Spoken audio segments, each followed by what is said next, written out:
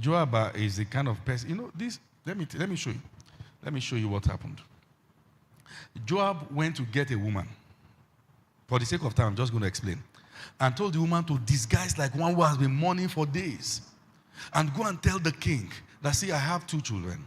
They were fighting and one killed the other. And they have decided they are going to kill the other one. Please, my Lord King, if this other one should die, I'm not going to have children again. Please help me, whatever you can. The king said, go to your house. I will send men after you. Nothing's going to happen to your son. Then she came back and said, hey, is this not the same thing happening to you, king? You have 2 children. Absalom has killed Amnon. Let him return. This, that. And she was able to persuade him. Then David looked at her and said, Joab is with you in this matter. He taught you to say this. Say yes. This. Actually, Joab taught me. There are many lessons there. I'm just telling you this. Don't tell anybody. Nah, lie. Because Joab said, don't tell the king. So he said, yes, actually this. And the king said, okay, I've heard. Tell Joab. And he said, call Joab. Call Joab. Joab stood there. He said, Joab, don't worry. Go and bring Absalom back. I've forgiven him. And they brought Absalom. But the king said, I will not set my eyes on him. For another 2 years, he didn't see Absalom. And Absalom requested for Joab. I said, Joab, come and see me. He said, the pain of my father refusing to see me is more than the pain of being exiled. I want to see him. He called Joab. Joab will not come. You know what Absalom did? He said, go and burn the vineyard of Joab. It means the snake you have brought, the venom is still potent. He didn't get better. He came back more injured. He came back with pain. He came back with a plan. He burnt the vineyard of Joab. Then Joab came and he said, have I not been calling you before? You refused to come. Now go and tell my father that I want to see him. Then David said, okay, come and see me. David hugged him. They wept. You know, David still never asked him why. He didn't ask him why. He just moved on again. He just moved on. Again. How many times? And you know what Absalom did? He started sitting outside the palace. And he called 50 men. He said, let them drive in front of him. Let's go there. 2 Samuel chapter number 15. Are you there? There's something I want to call your attention to. In 1 Samuel 14:25, the Bible said, in all Israel, there was none to be so much praised as Absalom for his beauty. He was the most handsome guy in the town. Can you see that? Handsome, but bitter. Handsome, but vile. The Bible said, from the sole of his foot to the crown of his head, there was no blemish in him. It looked like the kind of guy that every girl can want.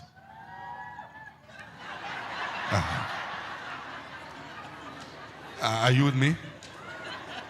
No blemish. Have you seen people that have no blemish before? I have seen. I have seen. No blemish from the head to... I want to eat good food tonight. I've seen people that have no blemish. My wife doesn't have blemish. Yes. No. Spotless. Argue with your lens or your whatever. I don't care. Spotless. So this is one good example. It's between me and her and God. So forget about that. Okay? I can't just say, have you seen people without blemish? I now move on. As what? Okay, are you with me now? He had no blemish. The picture perfect guy. But he's the kind of guy that can stab his wife in her sleep. Sweet, but bitter. Very handsome, but also very ugly on the inside.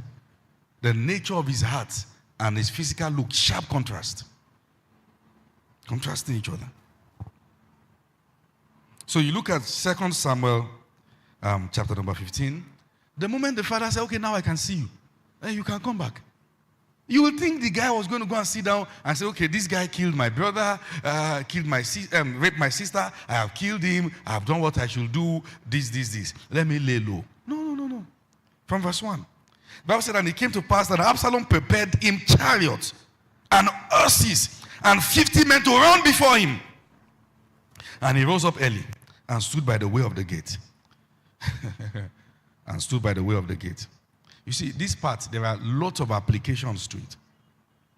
And it was so that when any man had any controversy to come to the king for judgment, then Absalom called him and said, of what city art thou? And he said, thy servant is of the tribes of Israel. And Absalom said to him, see, thy matters are good and right, but there is no man deputed for the king to hear thee. Say, are you seeing what he was doing? He went to position himself where he can be interrogating people. Yeah, this is a matter that is nice to hear. Say, but you know, we've not built the structure to begin to hear your kind of matter in this land.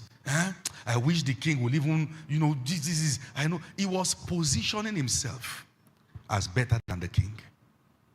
He was positioning himself as one who cared for them more, as one who loved them more. Now, his approach to the bitterness in his heart is no longer the use of ammunitions or guns. Now he has switched to something more powerful. He was using his craftiness. Now he was not interested in blood. He wanted the kingdom. He wanted the kingdom. Why? Because he felt David was a bad judge. He looked at the matter the king left unresolved.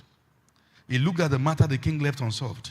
If this is the mentality that governs Israel, this is a very bad mentality. It's high time I take this thing from him. Are you learning something? Look at what he said in verse 3. And Absalom said unto him, see, thy matters are good and right, but there's no man deputed for the king to hear thee. And Absalom said, moreover, that I were made judge in the land, that every man which had any suit or cause might come to me, and I will do him justice. David might be a good singer. He was bad with justice. He was bad with it.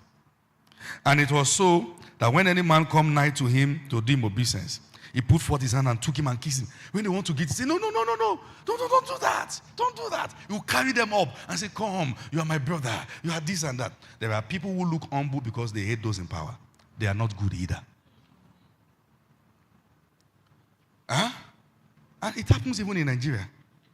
There are people who look like they are fighting for the masses. But when you hear them, you can hear pain. You hear bitterness. In fact, Nigeria might be better in the hands of some people than those who are bitter. There will be war if they come to power. Very true. There will be. The fact that you hate a system doesn't mean you have the wisdom and the maturity to replace the people. Soon, I'm going to teach a topic, but the time has not come, titled The Science of the People. The science of the people. There's a branch of theology that is anthropology. Yes, the science of the people. And the science of Nigerians is like the Israelites in Egypt. When they are moving from an oppressor, they move into greater oppression. Just another ruler. Give us something. Just give us something. Somebody is in the system, is pained, is angry, is bitter. They will now begin to position themselves as more humble. Suddenly when you have a problem, they want to listen. Hey, they are not listening because they care about you. They are not listening because they want to solve your problem. They are listening because at the end of the day, they need to sell a narrative that the leader is bad. They are listening to recruit somebody to their side. They are listening to make you feel they are better than the system. They are listening to make you feel that, oh, no. I wish they know. What you are saying is also the problem I have with them. This is it. Sometimes not all listeners are good helps. Some will complicate your life more than it was. Beware of people who are nice generally in the systems that they are serving. But when they talk to you, they leave you with pain and bitterness. It's strange. They are praised as the best. But when they talk, you know they are bad. It's something we see around everywhere. They have issues in their mind. They have issues. They have issue with the pastor. They have issue with the members. They have issue with this. And they say, you know what? I wish they know how to do this better. You see, the things we have done. No. That's bitterness. It's unresolved.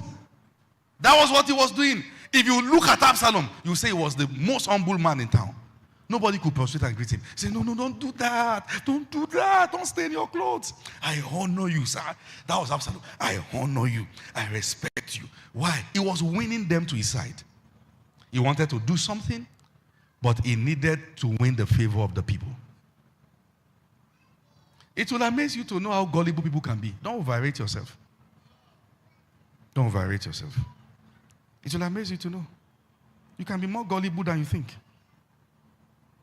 Somebody can give you their own battle, and before you know it, you are a soldier. In a battle that is not your business. You are a soldier. You have been recruited.